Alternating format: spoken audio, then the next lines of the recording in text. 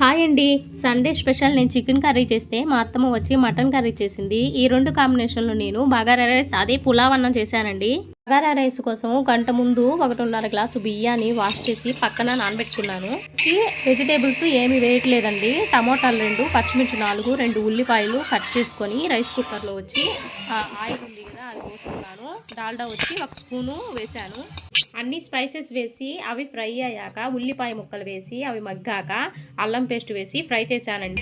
వీటితో పాటు టమోటా పచ్చిమిర్చి వేసి బాగా మగ్గనివ్వాలి. తర్వాత 1.5 గ్లాసుకి 3 గ్లాసులు వాటర్ వేయాలి. నేను రైస్ వేసిన తర్వాత మాత్రమే వాటర్ పోసాను. ఇందులోకి రుచికి తగినట్టు ఉప్పు, 1 స్పూన్ వచ్చి గరం మసాలా పొడి వేశాను. కుక్కర్ మూత పెట్టి 2 విజిల్స్ వచ్చిన తర్వాత చూస్తే బగారా రైస్ రెడీ. ఇన్ని వీడియోలు చేసినా ఒక్కరు కూడా లైక్ కొట్టట్లేదండి. మీరన్నా కొంచెం లైక్ చేసి సబ్స్క్రైబ్ అయితే చేసుకోండి.